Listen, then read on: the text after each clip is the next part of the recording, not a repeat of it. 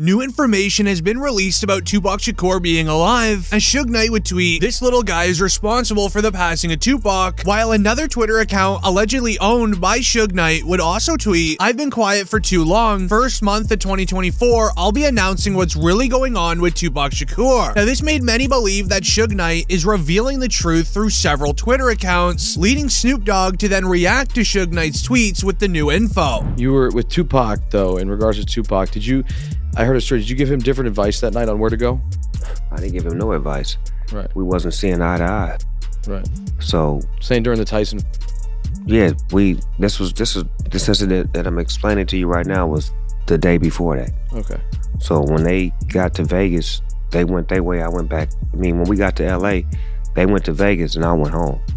That's why I wasn't in the car with them. As now, due to the interview from Snoop Dogg, the police are now investigating the rapper as they're questioning on why Snoop Dogg didn't get into the vehicle with Tupac and Suge Knight when he was supposed to be there. Did Snoop know something was gonna happen, as Snoop was heavily tapped into the streets in 1996? So the question is, did he get a heads up that something was about to go down? Now, the entire story of how Tupac passed away doesn't even add up either, especially when you compare it to all of the evidence of him still being alive, and allow me to explain. It all begins with a rapper named Treach. In 2010, Treach was interviewed on the topic of Tupac before his show. Treach and Tupac were very close friends back in the day, and they even worked on a few albums together, but here's where things get interesting. After Treach's interview, the cameraman forgot to stop recording. He places his camera onto the ground, and in the footage, you can hear the interviewer asking Treach about Tupac, to which Treach responds, "Last time I saw him, he was in Cuba." So if you ain't ready for it, get on the sidewalk.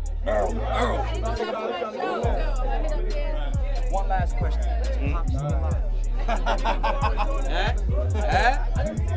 Nobody knows. Y'all good? Yeah, we good. Thanks a lot, man. We good. Last time I saw him, he was in church.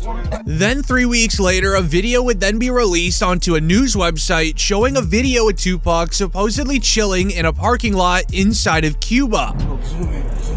That's Pop, man. He with the outlaw. And Reg from Holla Back is trying to be friendly and get autographs.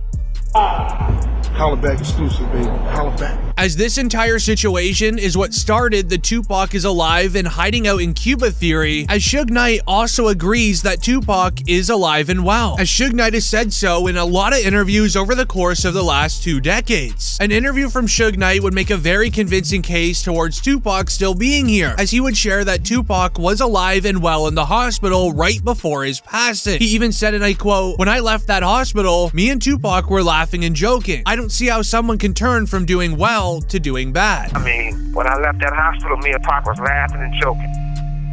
So I don't see how somebody can turn from doing well to doing bad. So you seriously think that he might still be alive? I'm gonna tell you this, Pac, you never know. But what's very weird about this is that news reporters would state that Tupac was allegedly in a very deep sleep when arriving to the hospital. So how in the world would him and Suge Knight be laughing if Tupac was sleeping? It doesn't really seem to add up, but even in a 2008 interview, 10 years apart, Suge Knight said the exact same thing, that he was alive and that he was well in the hospital. So he was conscious on the way to the hospital? He was conscious on the way to the hospital, he was conscious in the ambulance, he was conscious after they did the surgery. What was the last thing that he said to you?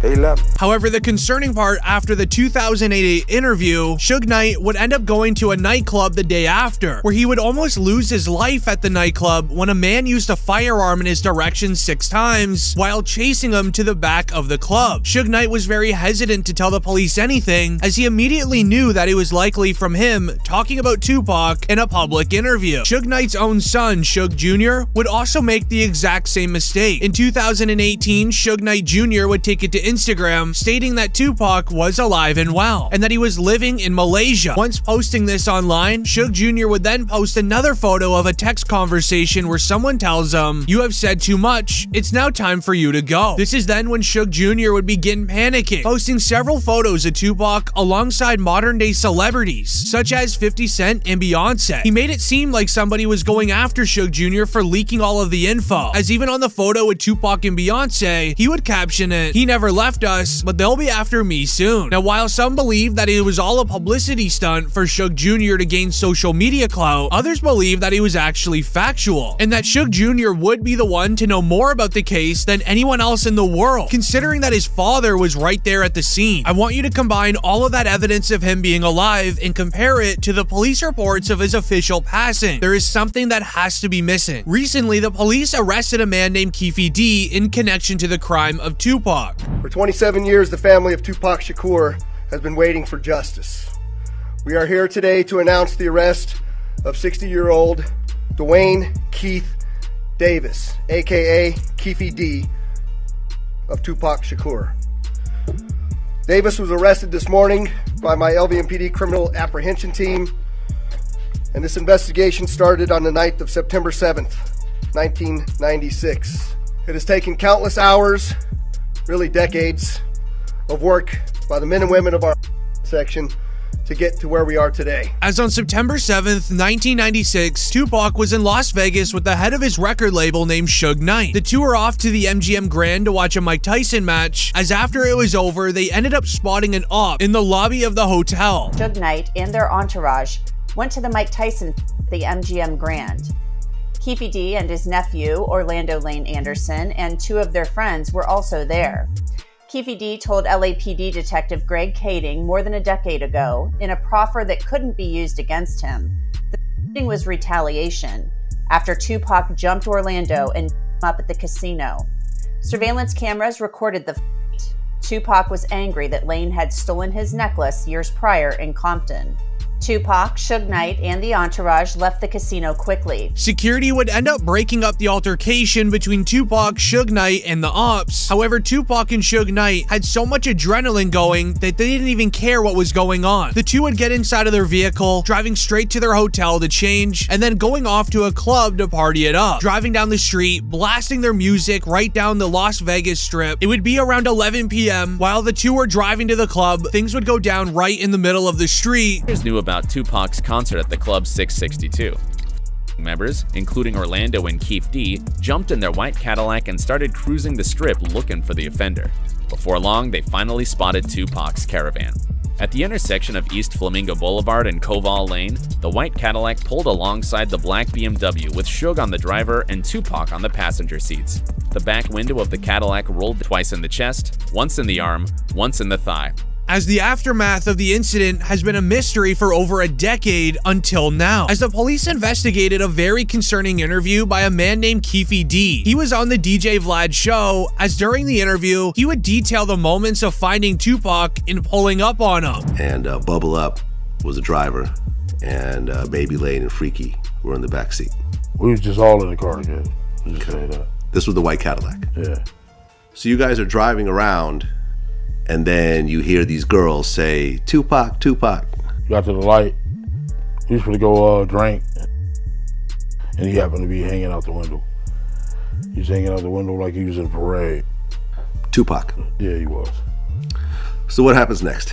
You said that as you're driving up towards the BMW, with Suge driving and Tupac in the passenger seat. This is the first information we have ever heard about somebody detailing the moments of Tupac's passing in 2 decades. DJ Vlad wouldn't even believe him in the beginning, so he had to go and show proof. Keefe D would end up sharing a never-before-seen police interrogation on the night of the crime. This ended up getting DJ Vlad trusting him and believing him. And Bubble Up was the driver, and Baby Lane and Freaky were in the back seat.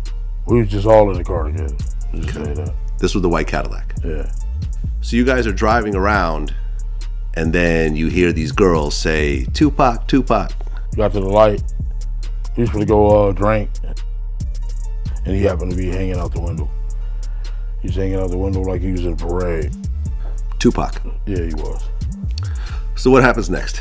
You said that as you're driving up towards the BMW, with Suge driving and Tupac in the passenger seat. With Keefe D releasing the footage for the first time ever, announcing that he was at the crime scene, what he said next was even more concerning, as he would end up revealing that Tupac was allegedly grabbing for a firearm, which is what started the entire incident. Lane starts. You say Suge looks over, he sees you. Yeah. He looks right at you? Yeah, he looks at me. Okay. When he looks over at you, and then, you know, Tupac's busy getting evidently, the story is Tupac's trying to either get out of the back seat or something. Yeah, what do you see happening inside of their Jumping car? in.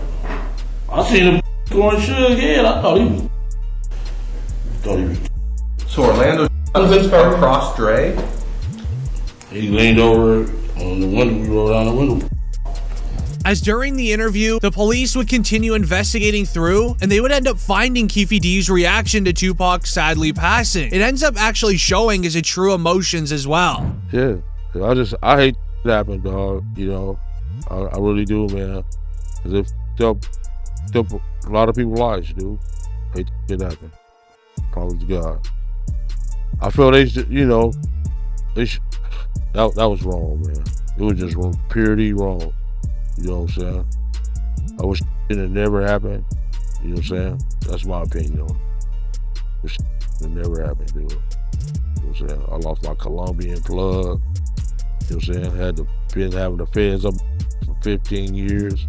Couldn't do nothing. Couldn't catch a break, bro. You know what I'm saying? And I did time fine.